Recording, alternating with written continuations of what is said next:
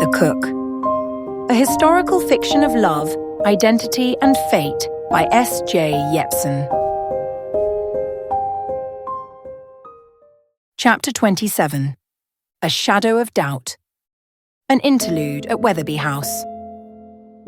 Less than 48 hours since her arrival, Kate had learned that the rhythm of Weatherby House was like a carefully orchestrated dance. Breakfast in the sunlit morning room, afternoon teas in the garden, dinners filled with quiet propriety and silver cutlery scraping against fine china. The household staff moved like clockwork, their footsteps muffled by the thick carpets, their actions precise and rehearsed. And in all of it, Kate struggled to remember who she was meant to be. She had adjusted her posture at the dining table, held her teacup the way Lydia would, smiled at the right times, answered politely, gracefully, never too much, never too little. And yet, the fear of making one wrong move clung to her like a shadow. She had expected it from Charles and Margaret. She had not expected it from a maid. Evelyn was the first to notice. Kate should have realised sooner. The household staff saw everything. It was in the small things, the way Evelyn's eyes flickered just slightly when Kate hesitated before responding to her name, the way her head tilted on the second day when she noticed Kate carrying her own breakfast tray back to the kitchen instead of leaving it for the staff, the way she lingered just a fraction longer than necessary, watching, waiting. And then, later that day, it happened. Kate stood by the massive four-poster bed, her hands smoothing the fine Egyptian cotton sheets, folding the corner of the heavy damask coverlet with a practiced motion. She had done this all her life, in the bakery, in the small cottage she shared with her father.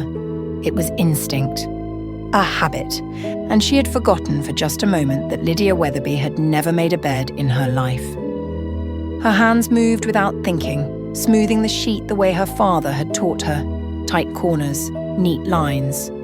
For a second it grounded her, felt like home, and then the sound of footsteps behind her shattered it. She turned too quickly and found Evelyn standing in the doorway, arms neatly crossed, her gaze sharp, assessing. Miss Weatherby? Kate's heart lurched. She forced a small, polite smile. Yes? Evelyn's lips curved slightly, though not in amusement. You make your own bed? Idiot. She had made a mistake, a careless one. She let out a small, airy laugh, tilting her head just enough to make it seem like the question was amusing, not dangerous. Old habits from school, I suppose. It was a safe answer. Vague, unremarkable. But Evelyn did not blink. Instead, her brow lifted just slightly, a flicker of curiosity crossing her face. That's odd. Kate's pulse quickened. Evelyn tapped her fingers lightly against the doorframe. Prudy, bless her heart, used to say you left your room in shambles as a child. A beat of silence. Kate felt the blood drain from her face. Prudy, Lydia's beloved old nursemaid. She had not anticipated Prudy's memory becoming a problem. Kate forced her shoulders to relax, carefully schooling her features into something calm, detached, unbothered. She offered a small, knowing smile. I guess I've grown up a bit. Evelyn studied her, not with open suspicion, but with something worse, careful, measured calculation. Then, after a long moment, Evelyn smiled back, too smoothly. I suppose people do. And just like that, she curtsied, turned on her heel, and disappeared down the hallway. Kate stood frozen, the weight of her mistake settling like lead in her chest. She let herself sink onto the edge of the bed, her hands gripping the embroidered coverlet. Evelyn knew something. Maybe she wasn't certain. Not yet. But she had noticed the cracks. And she was watching. That evening, as Kate dressed for dinner, Evelyn remained silent. She helped Kate into a dusky rose silk gown, buttoning the tiny pearl fastenings along her spine, smoothing out every fold of fabric with quiet efficiency.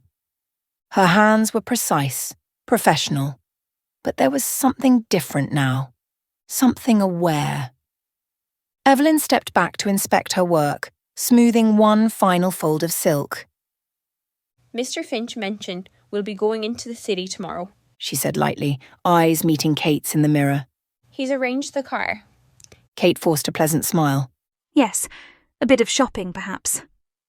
How lovely, Evelyn replied, voice soft but edged with something unreadable. New York can be revealing. She met Kate's gaze in the mirror, not with subservience but with unnerving stillness, like someone staring not at a mistress, but at a riddle. Kate held the gaze a second too long, just long enough to feel exposed. A question? A warning? An understanding? Kate couldn't tell, so she did what Lydia would have done. She turned, gave a perfectly practiced smile and said, Thank you, Evelyn. That will be all. The maid hesitated for only a fraction of a second before dipping into a smooth curtsy. Of course, Miss Weatherby. And then she was gone. Kate let out a slow, measured breath, her hands trembling slightly against the polished vanity. She had not slipped, not completely. But Evelyn had seen something. And now Kate had a new challenge. She did not need to just fool Charles and Margaret Weatherby. She needed to convince Evelyn too. Because servants saw everything, and Evelyn seemed to be watching every move she made. Evelyn knew something. Maybe she wasn't certain. Not yet. But she had seen the cracks. And tomorrow, in the brightness of the city, those cracks would have nowhere to hide.